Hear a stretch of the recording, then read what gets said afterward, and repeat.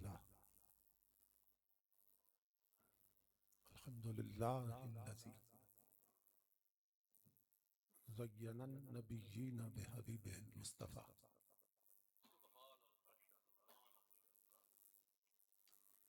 ومن على المؤمنين بنبيه المجتبى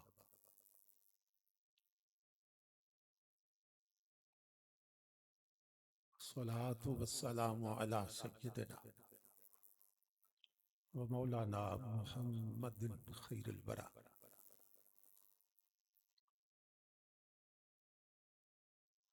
وعلى آله وأصحابه المتأدبين بالتقوى.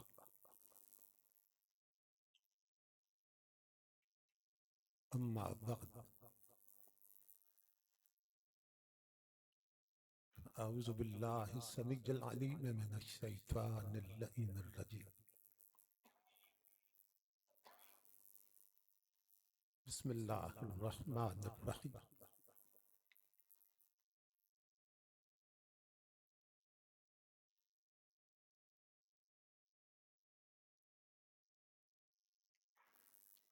ما يلفظ من قول إلا لديه رقيب عتيد.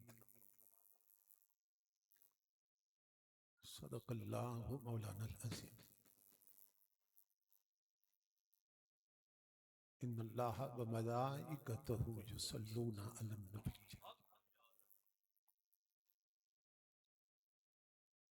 يا أيها الذين آمنوا صلوا عليه وسلموا تسليما.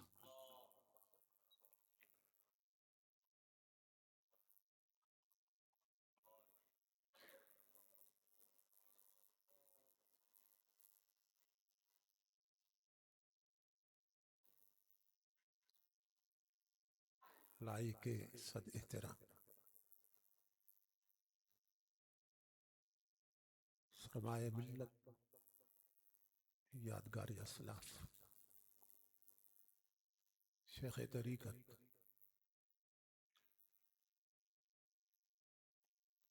محترم المقام حضرت قبلہ پیر محمود اختر نقشبندی صاحب دامت برکاتہ ملالیہ،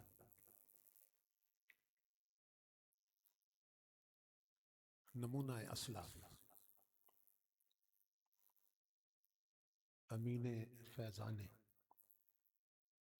مشائخ نیریہ شریف، محترم المقام محب و مشفق حضرت قبلہ خلیفہ حاجی محمد شریف نقشبندی صاحب،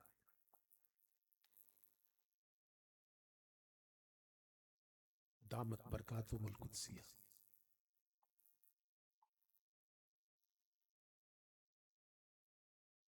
سرمایہ ملت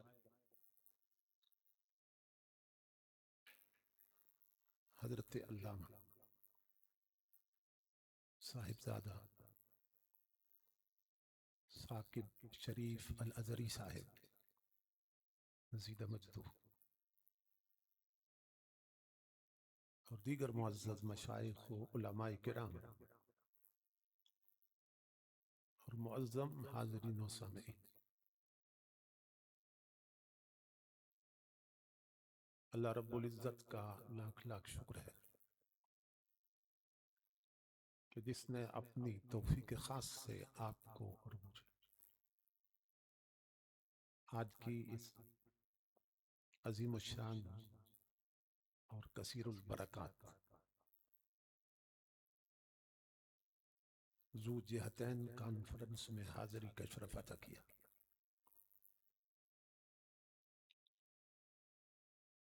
اور اپنا اور اپنے محبوب مکرم صلی اللہ تعالی علیہ وآلہ وسلم کا ذکر پاک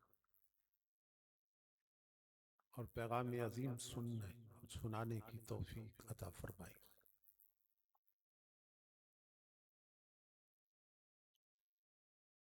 یہ بات میرے لیے انتہائی سعادت کا باعث ہے کہ میں برادر عزیز حضرت علامہ صاحبزادہ عاصم شریف صاحب نقشبندی حافظہ اللہ تعالی کے حکم کی تعمیل میں ایک بار پھر اس علمی اور روحانی مرکز پہ حاضر ہو کے آپ حضرات سے خطاب کی سعادت حاصل کر رہا ہوں۔ خوش بخت اور خوش نصیب ہوتے ہیں وہ لوگ جنہیں اللہ رب العزت اس طرح کی پاکیزہ مجالس میں حاضری کا شرف عطا کرتا ہے۔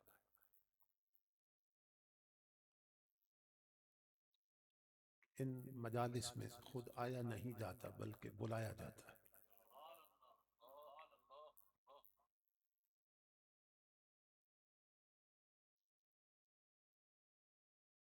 ہم دیکھتے ہیں کہ بہت سے لوگ بہت قریب رہ کے بھی نہیں آتے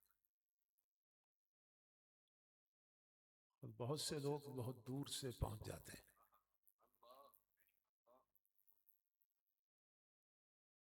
کئی امیر نہیں آتے مگر غریب پہنچ جاتے ہیں۔ کئی بڑی عمر کے نہیں آتے مگر چھوٹی عمر کے بچے پہنچ جاتے ہیں۔ اس کے سوا کچھ نہیں کہا جا سکتا۔ میری طلب بھی تیرے ہی کرم کا صدقہ ہے۔ قدم یہ اٹھتے نہیں ہیں اٹھائے جاتے ہیں۔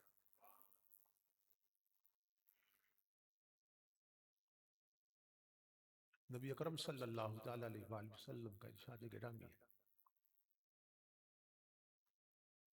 ان للہ ملائکۃ سیاحین فی الارض۔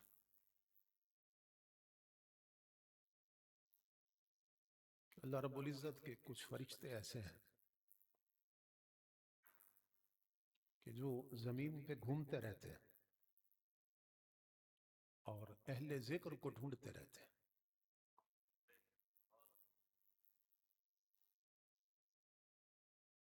جب بھی کسی فرشتہ کی نظر ایسی مجلس پہ پڑتی ہے جہاں لوگ اللہ اور اس کے محبوب کا ذکر کر رہے ہوتے ہیں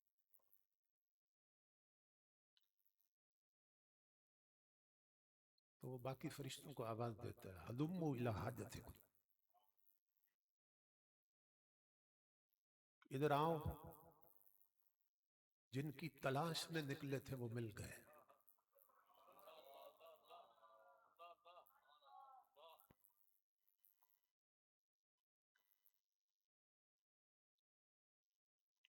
اب اس سے اندازہ لگائیے کہ ان ذکر کی مجالس میں آنے والے لوگ کتنے بلند ہو جاتے ہیں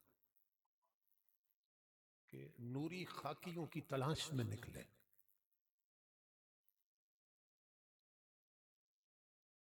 جس کی نظر پڑتی ہے دوسروں کو آواز دیتے ہیں، آؤ جن کی حاجت تھی، جن کی طلب میں نکلے تھے وہ یار مل گئے۔ تو وہ فرشتے پھر اس مجلس میں حاضر ہوتے ہیں اور پوری مجلس کو اپنے نورانی پروں کے ساتھ ڈھانپ لیتے ہیں اور محفل کے اختتام تک وہاں موجود رہتے ہیں۔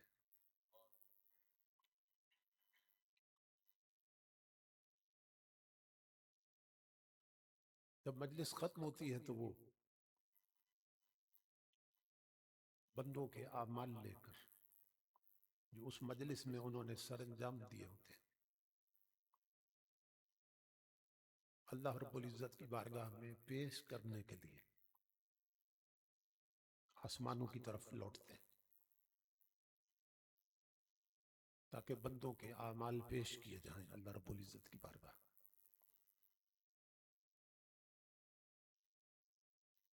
تو وہ فرشتے جب اس پہلے آسمان کے قریب پہنچتے ہیں،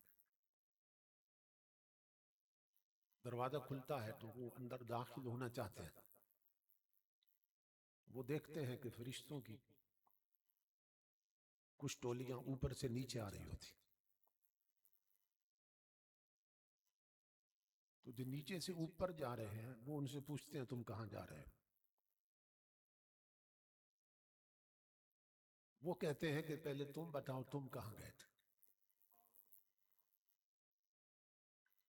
وہ فرشتے بتاتے ہیں کہ ہم اہل ذکر کی مجلس میں شریک ہوئے تھے،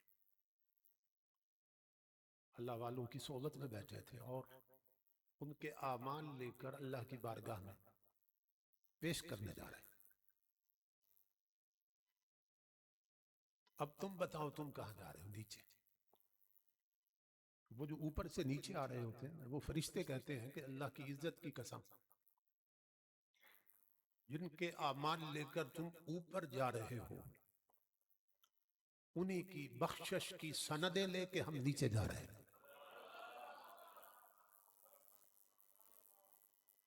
قربان جائیں اللہ رب العزت کے کرم پر، اس کی رحمت پر،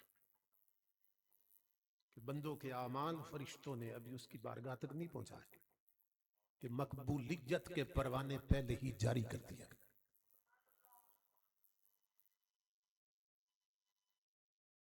ان مجالس میں آنے والے لوگ خوش بخت ہو جاتے ہیں۔ کئی گھروں سے نکلتے ہیں تو شقی ہوتے ہیں، اور یہاں بیٹھ جاتے ہیں تو اٹھنے سے پہلے خوش بخت بنا دیے۔ کئی جہنمی ہوتے ہیں جب اہل ذکر کی سنگت میں بیٹھ جاتے ہیں، مجلس میں بیٹھ جاتے ہیں، اٹھنے سے پہلے جنتی بنا دیے جاتے ہیں۔ یہ بڑے کرم کے ہیں فیصلے، یہ بڑے نصیب کی بات ہے۔ جو الفاظ میں نے تلاوت کیے ان میں اللہ رب العزت نے ایک ایسی حقیقت کو بیان کیا ہے کہ جسے ہم جانتے بھی ہیں، مانتے بھی ہیں، لیکن فکر آخرت کے فقدان کی وجہ سے اس کے تقاضوں پر عمل سے محروم رہتے ہیں۔ اور وہ حقیقت کیا ہے کہ ہم جو لفظ بھی اپنی زبان سے نکالتے ہیں، ما یلفظ من قول الا لدیہ رقیب عتید، ہمارا ہر لفظ جو زبان سے نکلتا ہے اس کو لکھنے کے لیے نگہبان تیار بیٹھے۔ ہر شخص جانتا ہے کہ ہمارے کاندھوں پہ دو فرشتوں کا تقرر ہے کہ جو اچھی بری باتیں لکھتے رہتے ہیں، اچھے برے اعمال لکھتے رہتے ہیں، جو ہم کہتے ہیں وہ لکھ لیتے ہیں، جو ہم کرتے ہیں وہ لکھ لیتے ہیں۔ اب انہی کے لکھے پر قیامت کے دن ہمارے حق میں فیصلہ ہونا ہے۔ اللہ رب العزت بتا رہا ہے کہ تم بولنے میں محتاط ہو جاؤ، اس لیے کہ تمہاری ہر بات لکھی جا رہی ہے، اور اسی لکھے پر قیامت کے دن تمہارے حق میں فیصلہ ہونا ہے، یا تمہارے خلاف ہو جائے گا یا حق میں ہو جائے گا۔ تو یہ خبر کیوں دی؟ تاکہ ہم بولنے میں محتاط ہو جائیں۔ کیا مطلب؟ پہلے تولیں پھر بولیں، کیونکہ ہر بات لکھی جا رہی ہے۔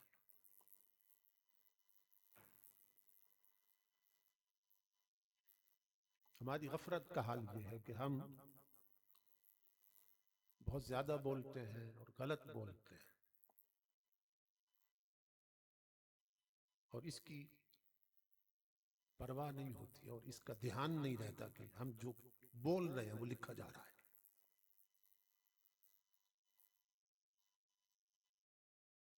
اگر کسی شخص کو یہ معلوم ہو نا کہ وہ جو بول رہا ہے اس کی ریکارڈنگ ہو رہی ہے، پھر سنبھل سنبھل کے بولتا ہے۔ اور اگر یہ معلوم ہو کہ اس کی ویڈیو بھی بن رہی ہے، پھر سنبھل سنبھل کے بولتا ہی نہیں، سنبھل سنبھل کے بیٹھتا بھی ہے۔ کیمرے کی آنکھ کوئی ایسا منظر محفوظ نہ کر لے کہ کل جس پہ ہمیں شرمندہ ہونا پڑے۔ تو اللہ رب العزت فرما رہا ہے اس ریکارڈنگ سے تو ڈرتے ہو جو ایک گھر تک جائے گی، چند گھروں تک جائے گی، چند لوگوں تک جائے گی، تو میری ریکارڈنگ سے کیوں نہیں ڈرتے؟ تمہاری یہ کیسٹ اس دن چلائی جائے گی جس دن آدم علیہ السلام سے لے کر قیامت تک پوری دنیا اکٹھی ہوگی. جو تم کرتے رہے دکھا دیا جائے گا، جو بولتے رہے سنا دیا جائے گا. میری ریکارڈنگ سے کیوں نہیں ڈرتے؟ اب دیکھ لیں کہ ہم جب بولتے ہیں تو کبھی خیال بھی گزرا ہے کہ ہماری ریکارڈنگ ہو رہی ہے تو لکھا جا رہا ہے. اسی لیے اولیاء اللہ فرماتے ہیں، اللہ رب العزت نے ہمیں بولنے کے لیے زبان تو ایک دی ہے، لیکن سننے کے لیے کان دو عطا کیے. اس طرف اشارہ ہے کہ جتنا بولتے ہو اس سے دگنا سنا کرو.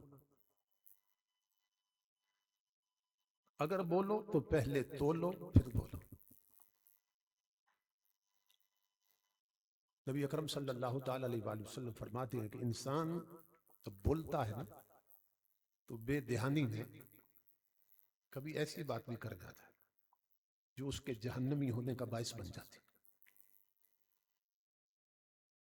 اور کبھی بولتا ہے تو بے دہانی میں اچھی بات زبان سے نکل جاتی جو اس کو جنتی بنا دیتی.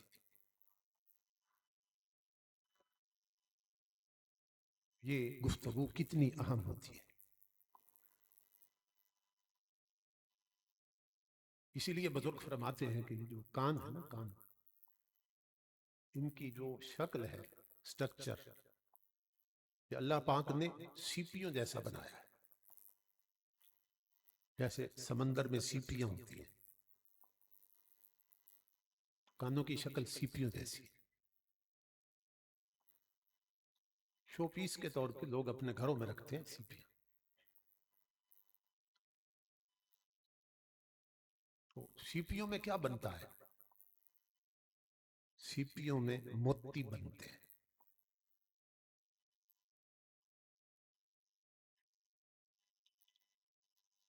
جب سمندر میں تموج ہوتا ہے، تلاطم ہوتا ہے، نیچے سے سیپیاں اوپر آ جاتی. جب بارش برستی ہے تو بارش کے رحمت کے قطرے جو سیپیاں اپنے اندر لے کر سمندر کی تہ میں چلی جاتی ہیں اور اس قطرے کو زمانے کی ہواؤں سے بچا کے رکھتی، خلوت میں چلی جاتی، تو وہ قطرہ قطرہ نہیں رہتا، ایک دن موتی بن جاتا ہے. اللہ رب العزت نے کانوں کی شکل ہی سیپیوں جیسی بنائی. تو یہ بتایا جا رہا ہے کہ ان سیپیوں میں بھی موتی بنتے ہیں. جب علماء گفتگو کرتے ہیں، مشائخ گفتگو کرتے ہیں، قرآن پڑھتے ہیں، حدیث پڑھتے ہیں، تو گویا رحمت کے قطرے ان سیپیوں پہ برستے ہیں. اب تمہاری مرضی ہے کہ موتی بناؤ یا ضائع کر دو. یہ اللہ نے سیپیاں لگا رکھی ہیں، سیپیاں. اسی پر علامہ اقبال نے فرمایا ہے، آغوش صدف جس کے نصیبوں میں نہیں ہے. صدف کہتے ہیں سیپی کو، قطرہ نیسا، نیسا کہتے ہیں بارش کو. اقبال کہتا ہے آغوش صدف جس کے نصیبوں میں نہیں ہے، وہ قطرہ نیسا کبھی بنتا نہیں گوہر. بارش کے جس قطرے کو سیپی کی جھولی نہ ملے وہ قطرہ قطرہ رہتا ہے، موتی نہیں بنتا. جسے سیپی کی گود مل جائے، سیپی کی جھولی مل جائے، وہ قطرہ پھر موتی بن جاتا. تو صوفیہ فرماتے ہیں کہ ماؤں کی جھولیاں بھی سیپی جیسی ہوتی ہیں. اگر مائیں اس سیپی کے تقدس کو برقرار رکھیں تو ان سیپیوں میں جو موتی بنتے ہیں، کوئی غوث اعظم بن جاتا ہے، کوئی امام اعظم بن جاتا ہے، کوئی فاروق اعظم بن جاتا ہے.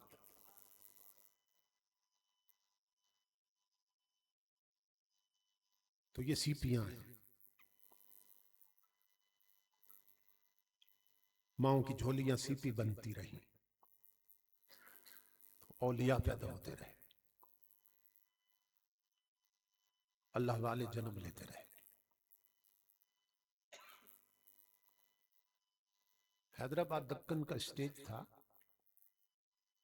ایک ہندو عورت نے خطاب کیا، اس نے ایک سوال کر دیا، مسلمان بھی موجود تھے، کہ مسلمانوں 14 صدیوں میں تمہارے اندر ایک حسین آیا ہے، امام حسین رضی اللہ عنہ، دوسرا حسین کیوں نہیں آیا؟ کسی نے جواب نہ دیا۔ اس نے گفتگو جاری رکھی، پھر سوال کر دیا، پھر کسی نے جواب نہ دیا، پھر گفتگو جاری رکھی، اور پھر اس نے سوال کر دیا، مسلمانوں مجھے بتاؤ 14 صدیوں میں ایک حسین آیا، دوسرا حسین پیدا کیا؟ تو جوان تو کوئی نہیں اٹھا، پیچھے ایک بزرگ بیٹھے تھے جن کی آنکھوں میں حسن مصطفیٰ کا جلوہ تھا، جن کے سینے میں عشق محمدی کا سمندر تھا۔ اٹھے اور بولے، ہندو بیٹی تو نے سوال عجیب کیا، 14 صدیوں میں ایک حسین کیوں آیا؟ فرمایا اس کا جواب یہ ہے، حسین آ سکتا ہے، فاطمہ جیسی چولی نہیں ملتی، حسن آ سکتا ہے، فاطمہ جیسی گود نہیں ملتی۔ اگر جھولیوں کو آج بھی وہ تقدس نصیب ہو جائے جو قرون اولیٰ میں اللہ والیوں کی جھولیوں کو نصیب تھا، آج بھی ولی اور غوث پیدا ہو سکتے۔ تو یہ سیپیاں ہیں، ان میں موتی بنتے ہیں۔ فرمایا کہ تمہاری ہر بات ریکارڈ ہو رہی ہے، ہر بات لکھی جا رہی ہے۔ یہی سبب ہے کہ حضور سیدنا صدیق اکبر جیسی شخصیت رضی اللہ تعالیٰ، آپ منہ میں پتھر رکھتے تھے۔ منہ میں پتھر رکھنا انسان کی عادت نہیں ہے، جب عادت سے ہٹ کے کوئی کام کرتا ہے پھر یاد رہتا ہے کہ میں نے یہ کیوں کر رکھا ہے۔ تو منہ میں پتھر رکھتے تھے تاکہ یاد رہے کہ بولنا نہیں ہے۔ یہ ان کا تقویٰ تھا، ان کی خشیت تھی، یاد رہے کہ بولنا نہیں ہے، اگر بولنا ہے تو پہلے تولنا ہے پھر بولنا ہے، کیونکہ ہر بات لکھی جا رہی ہے۔ تقویٰ اتنا تھا سیدنا صدیق اکبر رضی اللہ تعالیٰ۔ اور مقام کیا تھا؟ نبی اکرم صلی اللہ تعالیٰ علیہ وآلہ وسلم فرماتے ہیں کہ میری مجلس میں جب جبرائیل امین بیٹھے ہوتے ہیں تو میرا کوئی بھی صحابی آ جائے، میں دیکھتا ہوں جبرائیل امین بیٹھے رہتے ہیں، لیکن امام الانبیاء فرماتے ہیں کہ جب میرا صدیق آتا ہے تو میں نے ایسا کبھی نہیں دیکھا کہ صدیق آیا ہو اور جبریل نے اٹھ کے صدیق اکبر کا استقبال نہ کیا۔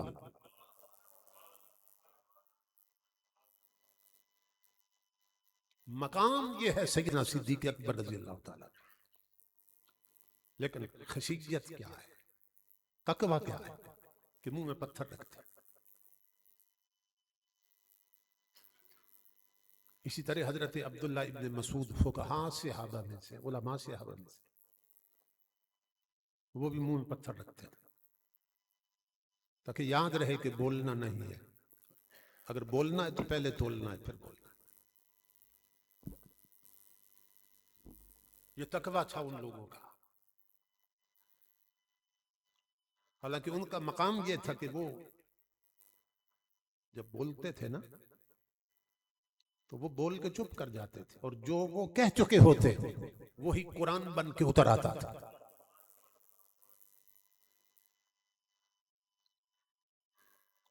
حضرت عبداللہ ابن مسعود منہ میں پتھر رکھتے تھے۔ مقام کتنا بلند تھا کہ نبی اکرم صلی اللہ تعالیٰ علیہ وآلہ وسلم کچھ صحابہ ایک درخت کے سائے میں بیٹھے تھے، کھجور کا درخت تھا، حضرت عبداللہ ابن مسعود رضی اللہ تعالیٰ درخت پہ چڑھے کھجوریں توڑنے کے لیے، ان کا قد بہت چھوٹا تھا. بعض مفسرین نے لکھا ہے کہ باقی صحابہ کرام بیٹھے ہوتے تھے اور حضرت عبداللہ ابن مسعود کھڑے ہوتے تو برابر لگتے تھے. قد اتنا چھوٹا تھا لیکن مقام کیا تھا. جب کھجور پہ چڑھے نا، ہوا کا جھونکا آیا تو آپ کی پنڈلی سے کپڑا ہٹ گیا. قد بہت چھوٹا تھا، پنڈلیاں تو اور چھوٹی تھی. نیچے جو لوگ بیٹھے تھے نا، انہوں نے دیکھ کر پنڈلیوں کی طرف ہنسنا شروع کر دیا. وہ ہنس رہے تھے کہ امام الانبیاء تشریف لے آئے. اور امام الانبیاء نے فرمایا میرے صحابیوں، میرے غلاموں، جس عبداللہ کی چھوٹی پنڈلیاں دیکھ کے ہنس رہے ہیں، میں اللہ کی عزت کی قسم یہ میرے رب کو اتنا پیارا لگتا ہے. اگر کوئی شخص احد پہاڑ کے برابر سونا خیرات کر دے، اللہ کو وہ سونا اتنا پیارا نہیں لگتا جتنی عبداللہ کی پنڈلیاں پیاری لگتی. مقام یہ تھا اور خشیت یہ تھی اور تقوی یہ تھا کہ منہ میں پتھر رکھتے. آپ اب تصور کریں کہ ہمارا حال کیا ہے. انہیں یہ خیال رہتا تھا کہ ہر چیز جو ہم بولیں گے کریں گے اس کی ریکارڈنگ اٹھائیں اور اسی ریکارڈنگ پہ قیامت کو فیصلہ ہو جائے. تو یہ بتانا چاہتا ہوں کہ یہ اولیاء کرام ہیں، یہ درجہ ولایت کیسے پالے تھے.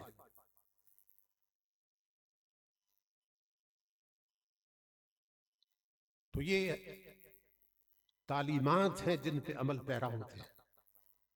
اللہ رب العزت انہیں بلند رتبے عطا فرما دے. یہی سبب ہے کہ صوفیاء نے اور حکماء اسلام نے گفتگو کی 4 قسمیں بیان کی کہ ہم جب گفتگو کرتے ہیں نا، کوئی بات کرتے ہیں، ان 4 اقسام میں سے کسی ایک قسم پر مبنی ہوتی ہے. اب غور سے سن،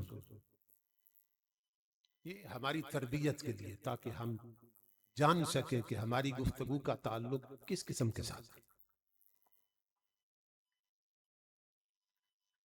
تو بعض باتیں ایسی ہوتی ہیں کہ جن کے کرنے کا نہ فائدہ ہوتا ہے نہ نقصان ہوتا ہے. شریعت نے ایسی باتیں کرنے سے منع کیا کہ جس بات کے کرنے کا نہ فائدہ نہ نقصان، ایسی بات بھی مت کرو. اور نمبر 2، ایسی بات کہ جس کے کرنے کا فائدہ بھی ہوتا ہے نقصان بھی ہوتا ہے، شریعت نے روک دیا، ایسی بات بھی مت کرو. اور تیسری قسم وہ بات ہے کہ جس کے کرنے کا نقصان ہی نقصان ہوتا ہے، تو فرمایا ایسی بات بھی مت کرو. اب جس میں فائدہ بھی ہے اور نقصان بھی، جب اس سے روک دیا تو جس کا صرف نقصان ہے اس کی اجازت کیسے مل سکتی. تیسری قسم جس کا نقصان ہی نقصان ہے، فرمایا ایسی بات مت کرو. اور صرف ایک قسم ہے ایسی بات کہ جس کے کرنے کا فائدہ ہی فائدہ ہوتا ہے، فرمایا وہ بات آتی ہے تو کرو ورنہ چپ رہو. چپ کر میرے لیے اے جا نہیں بولنا، اس لیے کہ جو بولو گے وہ لکھ لیا جائے گا، جو کرو گے وہ لکھ لیا جائے گا. آپ تصور کریں ہماری گفتگو کس انداز کی ہوتی ہے.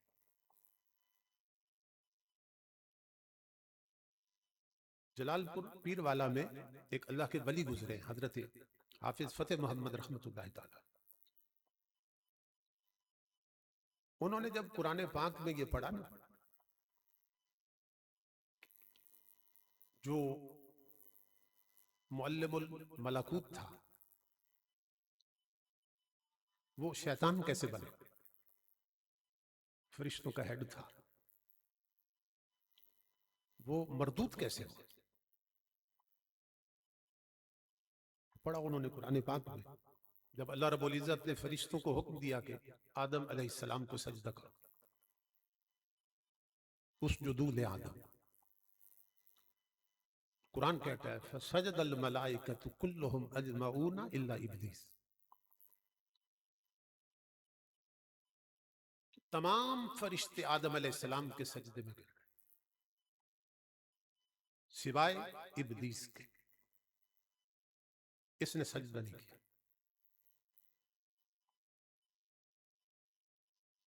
اس کے دامن میں مفسرین لکھتے ہیں کہ 6 کروڑ برس کے سجدے تھے، اس کے دامن میں مردود ہونے سے پہلے، شیطان بننے سے پہلے 6 کروڑ برس کے سجدے تھے۔ مفسرین فرماتے ہیں کہ اگر اس کے سجدے زمین پہ بکھیر دیے جائیں تو کسی اور کے سر رکھنے کی جگہ نہ رہے، اتنے سجدے کیے تھے اس نے اللہ، اور 18,000 سال تک بیت المعمور کا طواف کرتا رہا تھا۔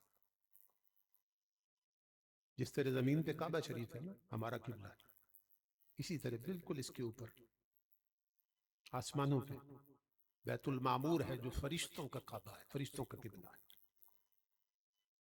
18,000 سال تک اس کا طواف کرتا رہا تھا اور 6 کروڑ برس تک سجدے کرتا رہا۔ اتنے سجدے تھے، اتنی عبادت تھی اس کے دامن۔ لیکن جب اللہ رب العزت نے حکم دیا کہ آدم علیہ السلام کو سجدہ کرو تو سب جھک گئے اور یہ اکڑ گئے۔ اللہ رب العزت نے فرمایا کہ میں نے تجھے سجدے کا حکم دیا تھا، تو نے سجدہ کیوں نہیں کیا؟ اب اس نے بات کہاں سے شروع کی؟ میں سے، میں قرآن میں کہنے لگا انا خیر منہ، میں اس سے بہتر ہوں۔ یہ جو میں ہے نا یہ مروا دیتی ہے۔ اللہ والے اس میں کو مار دیتے۔ حضرت بلے شاہ رحمت اللہ علیہ فرماتے ہیں اگر ولی بننا ہے پھر کیا کر، اس میں نو مار کے منج کر اور نکیاں کر کے کٹ، اس میں نو مار کے منج کر اور نکیاں کر کے کٹ، پھر کیا ہوگا، بھرے خزانے رب دے تو جویں چاویں پیا لٹ۔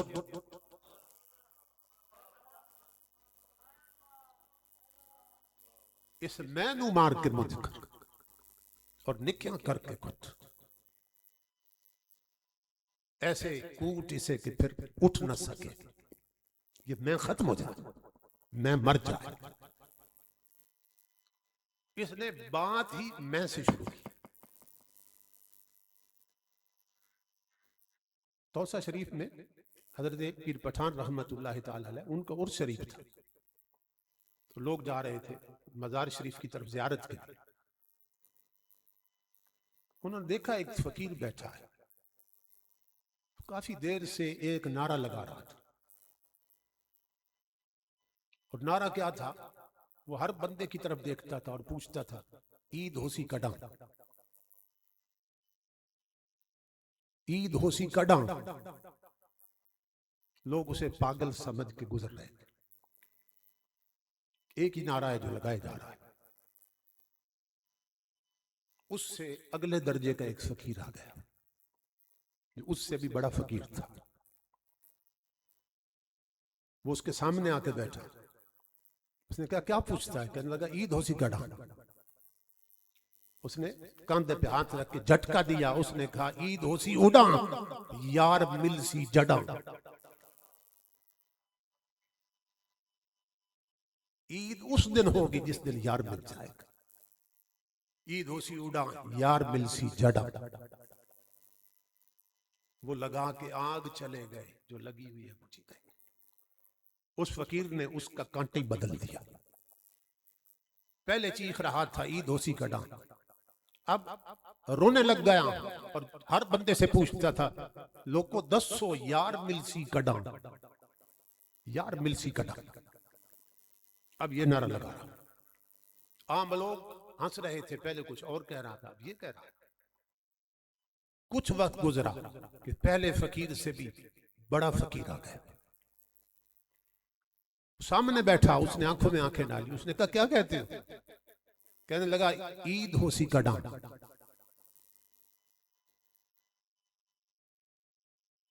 اس نے کہا پہلے کیا کہہ رہے تھے؟ کہا عید ہو سی کا ڈان. اب بتاؤ یار مل سی کا ڈان. اس نے آنکھوں میں آنکھیں ڈالی. اس نے کہا سن، یار مل سی اڈاں میں مرسی ڈڈاں. یار مل سی اڈاں میں مرسی ڈڈاں. یہ جو میں ہے یہ مروا دیتی، اسی کو مارنا ہے. جو اس کو مار لیں وہ اللہ کے ولی بن جاتے. اس لیے حضرت بلے شاہ فرماتے ہیں اس میں نو مار کے منج کر اور نکیاں کر کے کٹ، پھر بھرے خزانے رب دے وہ جنہیں چاندے پہ لوٹ. کہ جو جتنے جھک جاتے ہیں اتنے اٹھا دیے جاتے. من تواضع للہ فقد رفعہ اللہ. جو اللہ رب العزت کے لیے جتنا گر جاتا ہے اللہ رب العزت اسے اتنا اٹھا دیتا. یہ یاد رکھیے، اس دہلیز پر جھکنے سے بلندیاں نصیب ہوتی اور اکڑنے سے ذلیل کر دیا جاتا. اکڑتے ہیں وہ ذلیل ہو جاتے ہیں، جو جھکتے ہیں وہ بلند ہو جاتے ہیں.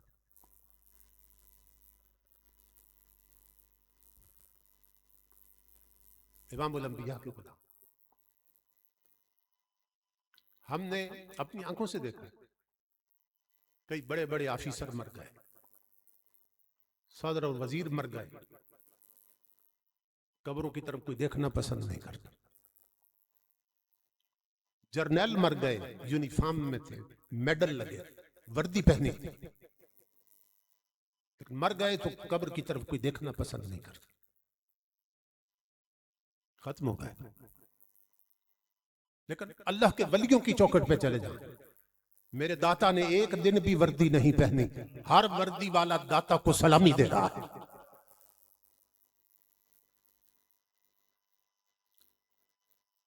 جو جتنا جھک جاتا ہے اتنا اٹھا دیا جاتا. لاہور عجیب شہر ہے کہ وہاں بادشاہ بھی لیٹے ہیں، فقیر بھی لیٹے ہیں. ادھر اگر قطب الدین ایبک لیٹا ہے، دوسری طرف حضرت میاں میر لیٹے. ادھر بادشاہ لیٹا ہے، ادھر فقیر بھی لیٹا. ادھر ملکہ نور جہان لیٹی ہے، ادھر حضرت بی بی پاک دامنہ بھی لیٹی. دریا راوی کے دو کنارے ہیں، دونوں کناروں پہ دو قبریں ہیں. اس کنارے پر بھی اس کنارے پر بھی.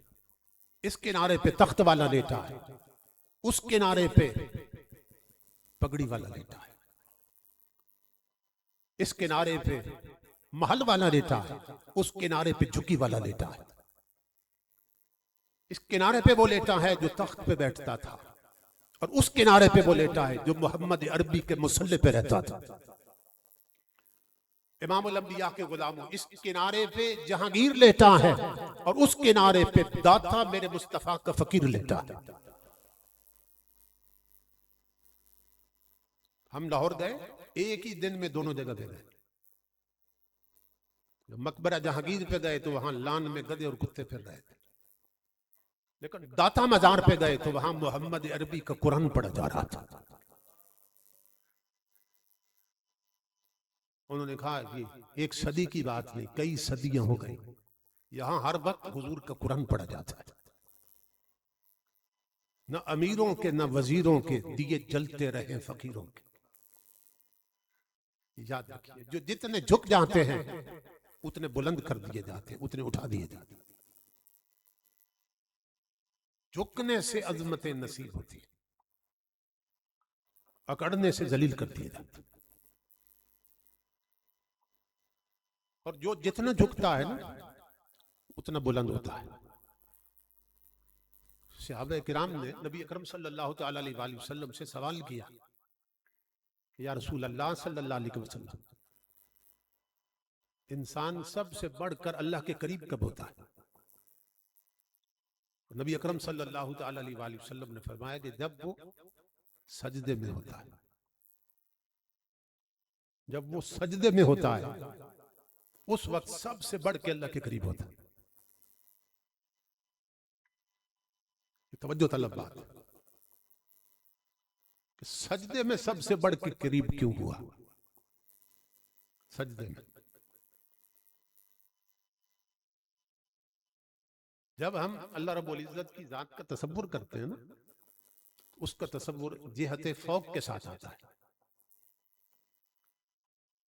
کیونکہ ساتواں آسمانوں سے اوپر سدرہ ہے، پھر کرسی ہے، عرش ہے، پھر لامکان. اس ذات کا تصور لامکان کے تصور کے ساتھ آتا ہے کہ وہ اس کی تجلیات کی جلوگاہ ہے، اس کی تجلیات کا مرکز.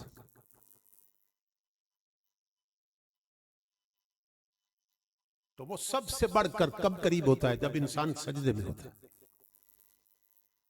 حالانکہ قیام بھی اسی کے لیے تھا. جب ہم بندگی کرتے ہیں، نماز پڑھتے ہیں تو نیت کرتے ہیں بندگی اللہ کی، تو قیام بھی تو اسی کے لیے تھا، رکوع بھی اسی کے لیے تھا، سجدہ بھی اسی کے لیے. لیکن سجدے میں سب سے بڑھ کے قریب کیوں ہوا؟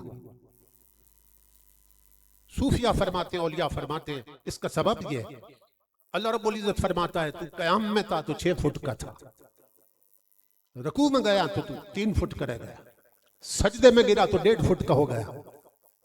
فرمایا میرے سامنے جب تو نے اپنے گرنے کی، جھکنے کی انتہا کر دی، ہم نے اپنے قرب کی انتہا کر دی.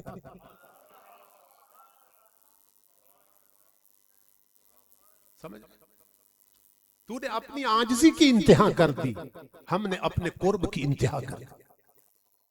کہ میری خاطر تو زمین پہ ایسے گرا، ایسے گرا کہ تو نے اپنا سر جو تیرے جسم کی سب سے اونچی جگہ ہے اور اپنے پاؤں جو جسم کی سب سے نچلی جگہ تھی، میری خاطر تو سجدے میں ایسے گرا کہ تو نے سر اور پاؤں برابر کر دی. تو اے میرے بندے جب تو نے عاجزی کی انتہا کر دی تو ہم نے اپنی قربت کی بھی انتہا کر دی. تو یہ بتایا جا رہا ہے جو جتنا جھک جاتا ہے اس کو اتنا بلند کر دیا جاتا، اس کو اتنا اٹھا دیا جاتا. تو یہ اکڑ گیا. بات کیا کی کہ میں اس سے بہتر ہوں، انا خیر منہ. یہاں حضرت غوث علی پانی پتی رحمت اللہ علیہ ایک اللہ کے ولی گزرے، وہ بڑی خوبصورت بات کی، ایک نکتہ سمجھاتے ہیں. فرماتے ہیں کہ اس نے کہا انا خیر منہ، کہ میں آدم سے بہتر ہوں.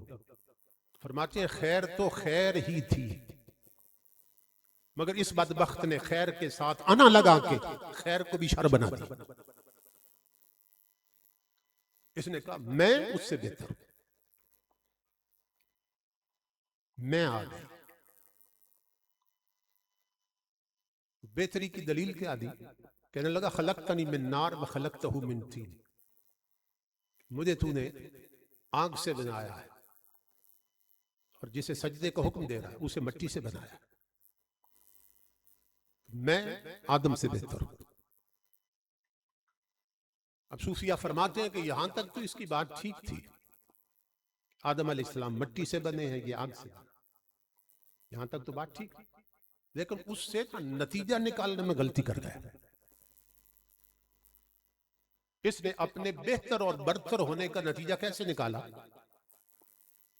نتیجہ ایسے نکالا کہ آدم علیہ السلام اس شے سے بنے ہیں، مٹی سے بنے ہیں کہ جس کو بلندی پہ بھی چھوڑ دیں تو نیچے جاتی ہے پستی کی طرف، اور میں آگ سے بنا ہوں اور آگ جب بھی جلائیں تو اس کا رخ ہوتا ہے بلندی کی طرف. مٹی پستی کی طرف جاتی ہے، نیچے جاتی ہے، آگ بلندی کی طرف رخ کرتی ہے، اوپر جاتی ہے. اس نے نتیجہ یہ نکالا کہ آدم اس شے سے ہیں جو نیچے جاتی ہے اور میں اس شے سے بنا ہوں جو اوپر جاتی ہے، اس لیے میں اونچا ہوں وہ نیچے. یہ نتیجہ نکالا ہے. اللہ رب العزت نے قرآن پڑھی ہے، بدلے میں کوئی دلیل نہیں دی، اس کی دلیل کے بدلے میں کوئی دلیل نہیں، اسی کی دلیل سے اس کا بیڑا غرق کر دی۔ کیسے؟ فرمایا نادان، تو اتنا عرصہ میری بارگاہ میں سجدے کرتا رہا، تجھے میری بارگاہ کا قانون ہی سمجھ نہیں آیا؟ تو نے 18,000 سال تک بیت المعمور کا طواف کیا، تجھے میری بارگاہ کا قانون ہی سمجھ نہیں آیا؟ تو سمجھتا ہے جو اونچا ہو وہ اونچا ہوتا ہے، جو نیچے ہو وہ نیچے ہوتا ہے۔ فرمایا نادان، میری بارگاہ کا قانون یہ ہے کہ جو سر اٹھائے سر قلم کر دیتے ہیں، جو سر جھکائے سر بلند کر دیتے ہیں۔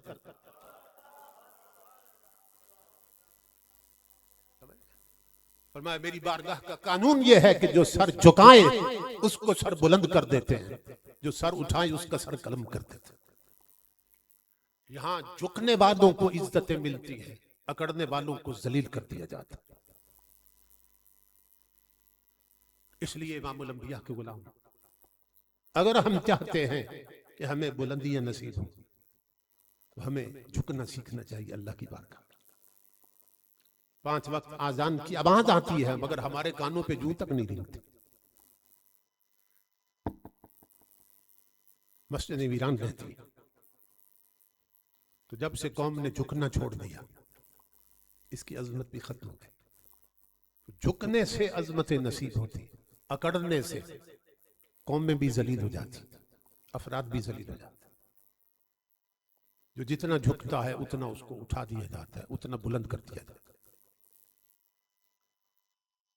بزرگ فرماتے ہیں کہ یہ جب جھکڑ چلتے ہیں نا، آندیاں آتی ہیں، آندیاں، تو ہم دیکھتے ہیں کہ بڑے بڑے تناور درخت جڑوں سے اکھڑ جاتے ہیں، سڑکیں بند ہو جاتی، راستے بند ہو جاتے۔ جھکڑ آیا تھا، آندھی آئی تھی، درخت اکھڑ گئے۔ لیکن ایمان سے بتائیں کہ یہ جو گھاس کے چھوٹے چھوٹے تنکے ہیں جنہیں بکریاں کھاتی ہیں، گائے بھینس کھاتی ہیں، یہ بھی کبھی اکھڑے ہوئے دیکھیں؟ جتنی بھی آندیاں چلے، جتنے بھی جھکڑ آ جائے، یہ گھاس کے تنکے یہ نہیں اکھڑتے ہیں۔ بڑے بڑے درخت کیوں اکھڑ گئے؟ وہ کتنے بڑے تھے، یہ کتنے چھوٹے تھے، وہ کتنے مضبوط نظر آتے تھے، یہ کتنے کمزور تھے، لیکن وہ اکھڑے کیوں اور یہ بچے کیوں؟ اولیاء فرماتے ہیں غور کر تو تجھے سمجھ آئے کہ وہ جو اکھڑے ہیں اس لیے اکھڑے ہیں کہ وہ اکڑے تھے، آندھیوں سے انہوں نے ٹکر لی تھی، ان میں سرکشی تھی، تمرد تھا، انحراف تھا۔ جو اکڑے ہیں وہ اکھڑ گئے۔ آندھیاں اور جھکڑ ان گھاس کے تنکوں پر بھی چلے ہیں مگر انہوں نے چھوٹا سا کام کر لیا۔ کیا؟ آندھی ادھر سے اٹھی تو یہ ادھر جھک گئے، آندھی ادھر سے اٹھی تو یہ ادھر جھک گئے۔ اولیاء فرماتے ہیں غور کر، اکڑنے والے اکھڑتے رہے، جھکنے والے بچتے رہے۔ سمجھ رہے؟ جو اکڑتے ہیں وہ اکھڑ جاتے ہیں، جو جھکتے ہیں وہ بچ جاتے ہیں۔ اس نے کہا کہ میں آدم سے بہتر ہوں۔ اللہ رب العزت نے فرمایا دفع ہو جا، تو مردود ہو گیا، تجھے میری بارگاہ کا قانون ہی سمجھ نہیں آیا۔ مفسرین فرماتے ہیں کہ یہ جو مارا گیا نا، اس کا سبب کیا تھا؟ یہ اتنا بڑا عابد تھا کہ آسمان کے ایک طبقے میں، ایک آسمان میں اس ابلیس کو فرشتے نام نہیں لیتے تھے، عابد کہہ کے پکارتے تھے، عابد۔ اور دوسرے آسمان کے فرشتے اس کو عالم کہہ کے پکارتے تھے۔ بزرگ فرماتے ہیں کہ عالم بھی عین سے شروع ہوتا ہے، عین سے، عابد بھی عین سے شروع ہوتا ہے۔ تو صوفیہ فرماتے ہیں، اولیاء اللہ فرماتے ہیں کہ اس کے پاس 2 عین تھے، تیسرا عین نہیں تھا ورنہ بچ جاتا۔ اگر اس کو تیسرا عین نصیب ہو جاتا تو بچ جاتا۔ صرف 2 عین تھے، عابد کا عین بھی تھا، عالم کا عین بھی تھا، اس کے پاس عاجز کا عین نہیں تھا، اس لیے مارا گیا۔ اگر عاجز ہوتا، عاجز کا عین بھی سے نصیب ہوتا، عاجز ہوتا پھر نہ مارا جاتا۔ اکڑتے ہیں وہ اکھڑ جاتے ہیں، جو جھکتے ہیں وہ بچ جاتے ہیں۔ امام الانبیاء کے غلام ایک بزرگ گزرے حضرت شیخ عبد الواحد بن زید رحمت اللہ تعالی، وہ 3 رات تک اللہ کی بارگاہ میں مناجات میں عرض کرتے رہے، مولا میں اسے دیکھنا چاہتا ہوں جو جنت میں میری رفیقہ بنے گا۔ تو خواب میں اشارہ ملا، فلاں علاقے میں جو میمونہ حبشن ہے نا، وہ جنت میں ہم نے تیرے لیے رفیقہ بنا دی۔ کون؟ حبشن، کالے رنگ کی جو ہوتی ہے حبشن، بہت بڑے اللہ کے ولی ہیں حضرت شیخ عبد الواحد بن زید۔ خواب میں اشارہ ملا اللہ کی طرف سے کہ میمونہ حبشن ہم نے تیرے لیے جنت میں رفیقہ چن لی۔ بہت حیران ہوئے، بہت بڑی کوئی اللہ کی بندی ہوگی۔ تو جب اس علاقے میں گئے، اس گاؤں میں، پوچھا یہاں کوئی اللہ کی ولی حضرت میمونہ رہتی ہیں؟ وہ ہنس پڑے، انہوں نے کہا یہاں تو کوئی اللہ کی ولی ایسی نہیں رہتی۔ ہاں، ایک میمونہ نام کی عورت ہے، جنگل میں بکریاں چراتی ہے، کبھی آبادی کی طرف آئے تو بچے پیچھے بھاگتے ہیں اس کے، پھر جنگل کی طرف دوڑ جاتی ہے۔ ایک دیوانی سی عورت ہے میمونہ، اور تو حضرت میمونہ کوئی نہیں ہمارے گاؤں۔ آپ جنگل کی طرف چل پڑے۔ امام الانبیاء کے غلام وہ جب جنگل میں پہنچے تو دیکھ کر حیران ہو گئے کہ میمونہ مصلی پہ چادر بچھا کے نفل پڑھ رہی ہے، اور جنگل کے بھیڑیے اس کی بکریوں کی حفاظت کر رہے ہیں۔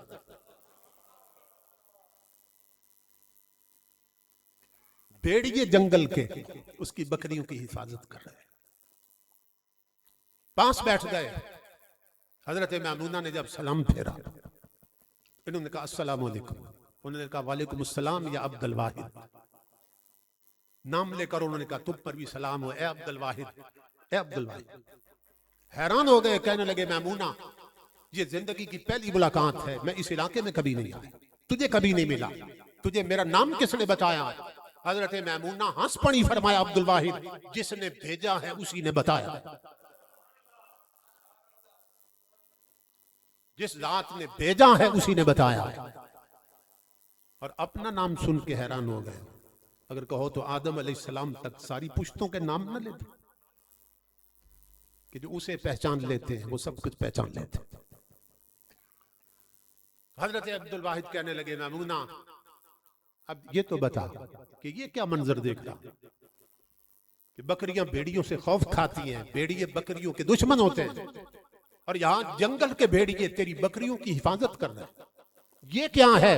حضرت میمونہ ہنس پڑی، کہا عبد الواحد اتنی بات بھی نہیں سوچتے، سن اللہ کی عزت کی قسم، جس دن سے ان بکریوں کی مالکہ نے اپنے مالک سے صلح کر لی ہے، جنگل کے بھیڑیوں نے میری بکریوں سے صلح کر لی۔ من کان للہ کان اللہ لہ ومن کان اللہ لہ فلہ الکل، جس کا جو خدا کا ہو جائے خدا اس کا ہو جاتا ہے، اور جس کا خدا ہو جائے پوری خدائی اس کی ہو جاتی۔ جھکنے سے عظمتیں ملتی ہیں، اکڑنے سے اکھڑ جاتا۔ تو جلال پور پیر وارہ میں وہ حضرت حافظ فتح محمد صاحب رحمت اللہ علیہ، جب انہوں نے یہ پڑھا قرآن پاک میں کہ وہ میں کہنے سے مارا گیا، 6 کروڑ برس تک سجدے کرنے والا، 18,000 سال تک بیت المعمور کا طواف کرنے والا، میں سے مارا گیا، اتنے ڈرے اور اتنا خوف پیدا ہوا کہ انہوں نے لفظ میں کہنا ہی چھوڑ دیا۔ یہ جو لفظ ہے نا میں، حضرت حافظ فتح محمد صاحب رحمت اللہ علیہ انہوں نے یہ لفظ بولنا چھوڑ دیا۔ کوئی بات ہوتی لفظ میں نہیں بولتے تھے، بات بہت مشہور ہو گئی، شرارتی لوگ بھی ہوتے ہیں۔ ایک شرارتی آدمی تھا، اس نے ساتھیوں کو تیار کیا، اس نے کہا کیا ڈھونگ بنا رکھا ہے کہ میں نہیں کہتے، چلو میرے ساتھ، میں حافظ صاحب سے ایسا سوال کروں گا کہ ان کی زبان پہ لفظ میں آئے گا، انہیں یہ لفظ بولنا پڑے گا، آؤ میرے ساتھ میں ایسا سوال کروں۔ چل پڑے، جب وہاں پہنچے آستانہ، حافظ صاحب مسجد میں مصلی پہ بیٹھے تھے اور نماز ہونے والی تھی، جماعت ہونے والی۔ یہ جب مسجد میں داخل ہوئے نا تو وہ شخص جس نے سوال کرنا تھا کہنے لگا حافظ صاحب ایک سوال ہے. میں کیا سوال ہے؟ کہنے لگا بتائیے شیطان کس بات پہ مارا گیا تھا؟ اب اس کے ذہن میں کیا تھا کہ یہ کہیں گے کہ اس نے کہا تھا انا خیر منہ، کہ میں آدم سے بہتر ہوں. تو آنا کا معنی تو میں ہی بنتا ہے، اس کا ترجمہ تو میں. تو لفظ میں بولیں گے کہ نہیں بولیں گے؟ اس نے کہا تھا میں اس سے بہتر ہوں. کہنے لگا کہ حافظ صاحب بتائیے شیطان کس بات پہ مارا گیا تھا؟ اللہ والے دلوں کے جاسوس ہوتے ہیں، جواسیس القلوب، مولانا روم فرماتے ہیں. حافظ صاحب ہنس پڑے، فرمایا نماز پڑھ لیں پھر بتاتے ہیں، نماز پڑھ کے پھر بتاتے ہیں. حافظ صاحب نے جماعت کروائی، سلام پھیرا، دعا مانگی. دعا مانگنے کے بعد حافظ صاحب نے اس کی طرف دیکھا اور پوچھا سوال کس نے کیا تھا؟ وہ جو ٹولی آئی تھی نا ان کی طرف دیکھا، فرمایا سوال کس نے کیا تھا؟ وہ اٹھا اور کہنے لگا جی میں نے کیا تھا. فرمایا بدبخت اسی پہ مارا گیا تھا.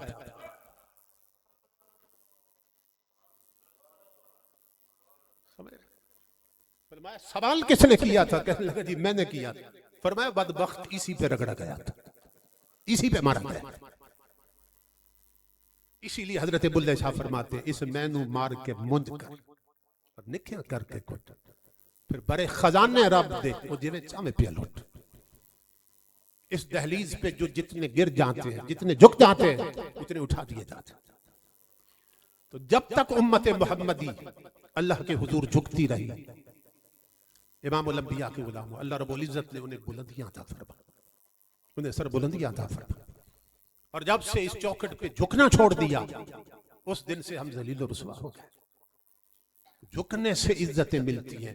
جتنے اللہ والے ہیں آج جن کے عرس منائے جا رہے ہیں، جن کی خاک قبر کو بھی سلامی دی جا رہی ہے، آج جن کے وقت جن آستانوں پہ جھنڈے نظر آتے ہیں اور رات کو چراغا نظر آتا ہے، ان کی زندگیاں پڑھ کے دیکھیے کہ انہوں نے امام الانبیاء کے علماء پوری زندگی اللہ رب العزت کی بارگاہ میں جھکتے ہوئے گزار دی. تو یہ جو مٹا دیتے ہیں اپنے آپ کو، انہی کو بلندیاں اور عزتیں نصیب ہوتی ہیں. تو یہ چونکہ صوفیاء کا آستانہ ہے، اولیاء کا آستانہ ہے، اور اولیاء کے فیضان کے امین آستانہ علیہ نہریہ شریف بہت بڑا مرکز ہے روحانیت کا، کہ جن کا فیضان صرف پاکستان میں نہیں، مشرق سے مغرب تک ہر ملک میں پھیلا ہوا ہے. اور ان کے خلفاء اس فیضان کے امین بن کے اس فیض کو عام کر رہے ہیں. آپ لوگوں کی خوش بختی ہے کہ آپ کے علاقے میں اتنا بڑا مرکز حضرت قبلہ خلیفہ حاجی محمد شریف صاحب دامت برکاتہ العالیہ آپ کی سرپرستی میں قائم ہوا. آپ ان کے فیضان کے امین بن کر فیض کو بانٹ رہے ہیں. اور یہ اولیاء کا فیضان دیکھیے کہ ان کے بچے بھی اسی کے لیے تیار ہو گئے. صوفیاء نے ایک بڑی خوبصورت بات کی، فرماتے ہیں کہ اگر باپ سے اللہ رب العزت دین کی کوئی خدمت لیتا ہے اور وہی خدمت پھر اس کے بچوں کے سپرد ہو جاتی ہے تو سمجھ لو کہ باپ کی خدمات کو خدا نے قبول کر لیا، کہ دوسری نیکی کی جو توفیق ملتی ہے اولاد کو. اس کا مطلب یہ ہوتا ہے کہ والد کی خدمات کو اللہ نے شرف قبولیت عطا فرما دی. میرے لیے بڑی سعادت کی بات کہ جہاں بھی زیارت ہوتی ہے، جہاں بھی ملاقات ہوتی ہے، انتہائی شفقت اور مہربانی فرماتے. اور حضرت علامہ صاحبزادہ عاصم شریف صاحب، میں جب بھی آگے جاتا ہوں کشمیر میں خطاب کے لیے تو ضرور زیارت ہوتی ہے، بڑی محبت اور شفقت فرماتے ہیں. اللہ رب العزت اس مرکز کو آباد رکھے اور اس کے فیضان کو تا قیام قیامت جاری و ساری رکھے. وما علینا الا